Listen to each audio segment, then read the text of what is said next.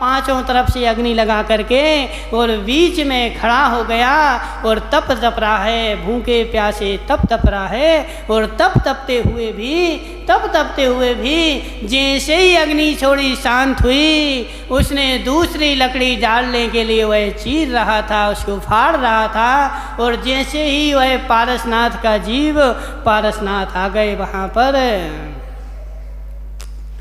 पारसनाथ आ गए।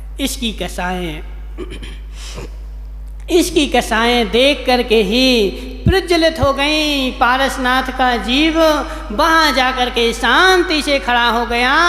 यह कैसा मूर्ख बालक है, कैसा मूर्ख बालक है। सारा जगत तो मुझे नमस्कार करता है, मेरे चरणों में झुकता है, मुझे प्रणाम करता है, मैं घोर तपस्वी, लेकिन यह जीव नन्हा सा बालक, मेरी बेटी का बेटा और नन्हा सा बालक मेरे सामने झुक नहीं रहा है।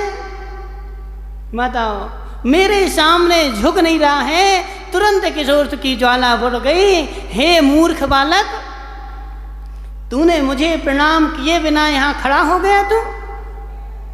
पारसनाथ का जीव कुछ भी नहीं बोला, शांत रहा। पारसनाथ ने क्या बोला कि हे तपस्वी, मैं तुझे तपस्वी नहीं मानता। तुम अपने आप को भले घोर तपस्वी मानते रहो, लेकिन मैं तो तुम्हें तपस्वी मानता ही नहीं हूँ। देखो, मैं उग्र तपता हूँ, पंचाग्नि तप रहा हूँ। बोले तेरे तप झूठे हैं, तेरे तप मिथ्या हैं। तू जो तप रहा है ना, उस लकड़ी को जिसको फाड़ रहा है उसको मत फाड़, उसमें जीव हैं। उसने किंचित मात्र भी नहीं सुनी और उस लकड़ी फरसे को उठाकर लकड़ी दो कर दिए। उसमें नागनी के जीव जो थे वह भी, उनकी मृत्यु हो गई, वह भी कट के दो हो गए। पारसनाथ ने उनको नमोकार मंत्र सुना दिया, उनकी गति सुधर गई और वह धरणेन्द्र पद्मावती बन गए। और वह तपने वाला, पंचाग्नि तपने वाला मर करके जोशी देव बन गया। माताओं, ऐसी तपस्या से भुवनात्रक में तो जा सकते हैं, लेकिन ऐसी तपस्या से मोक्ष किंचित मात्र भी बनने वाला नहीं है। वह जोशी देव बन गया, शंभुक नाम उसका था। और यहाँ पारसनाथ बड़े होकर के और मुनि बन गए। मुनि बन के उग्र तपस्या करने लगे।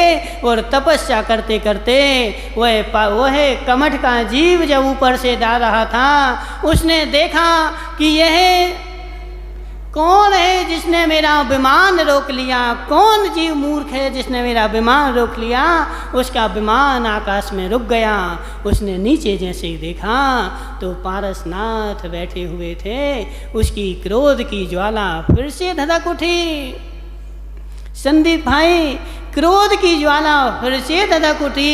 कितनी गहरी क्रोध की ज्वाला है कि अग्नि को तो एक बार शांत कर दो, वह शांत हो जाती है, लेकिन क्रोध की अग्नि, माताओं, क्रोध की अग्नि भव में भी शांत नहीं होती है। वह पारसनाथ के जीव को जैसे ही देखा, उसकी क्रोध अग्नि फिर से धधक उठी और फिर से धधक उठी, लेकिन वह पारसनाथ किंचित मात्र भी विचलित नहीं हुए। उसने अग्नि बरसाई, पत्थर बरसाए, ओले शोले पानी सब कुछ बरसाया, लेकिन पारसनाथ बैठे हुए थे। स्पर्श रस गंध वर्ण विवर्जितो हम,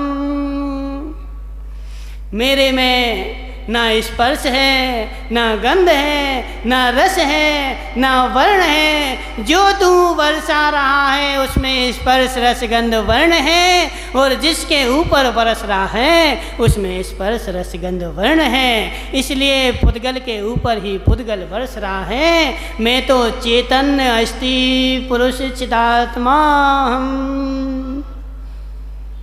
सुदीप भाई, मैं अस्ति पुरुष चिदात्मा हूँ, मेरा लक्षण चैतन्य है, मेरा लक्षण स्पर्श रसगंध वर्ण नहीं है, मेरा किंचित मात्र भी कुछ नहीं होने वाला। उसने लाख बरसाए ओले शोले पत्थर पानी, लेकिन पारसनाथ अपने चैतन्य भवन में बैठ गए। निर्मल भाई सुनो, जब तुम्हारे ऊपर कोई गालियां बरसाए, पत्थर बरसाए, तो तुम इस पुद्गल के भवन को छोड़ करके और चैतन्य के भवन में बैठ जाना। मैं इस भवन में रहता ही नहीं, मैं तो चैतन्य भवन में रहता हूँ, चैतन्य भवन में रहता हूँ, चैतन्य मेरा भवन है। उस चैतन्य भवन में पारसनाथ बैठ गए। पद्मावती भी आए, पारसनाथ भी आए, उन्होंने सब कुछ उपसर्ग का निवारण किया। और जैसे ही उपसर्ग का निवारण हुआ, पारसनाथ की ध्यान की अग्नि ऐसी जली कि केवल ज्ञान के रूप में प्रकट हो गए। माताओं, केवल ज्ञान के रूप में प्रकट हो गई। और वह पारसनाथ काल पाकर के समवसरण लग गया। समवसरण के बाद दिव्य ध्वनि खिरी, और दिव्य ध्वनि के बाद वह मोक्ष चले गए। आज श्रावण शुक्ला सप्तमी के दिन पारसनाथ मोक्ष चले गए और हमें यहीं छोड़ गए। वह तो चले गए माताओं, चले गए, अब नहीं आने वाले। तुम कितने ही भजन गा लो, लेकिन अब नहीं वो आने वाले। वो तो छोड़ करके चले गए, स्पर्श रस गंध वर्ण से विवर्जित हो गए, अलग हो गए। और हम बेचारे दुखिया प्राणी संसारी उस स्पर्श रस गंध वर्ण में लिप्त हो गए और संसार में भटक रहे हैं। इसलिए यदि संसार से पार होना हो तो अपनी आत्मा को जानो। स्पर्श रस गंध वर्ण विवर्जितो हम। बोले शांतिनाथ भगवान की। आत्मा को झकझोर देने वाला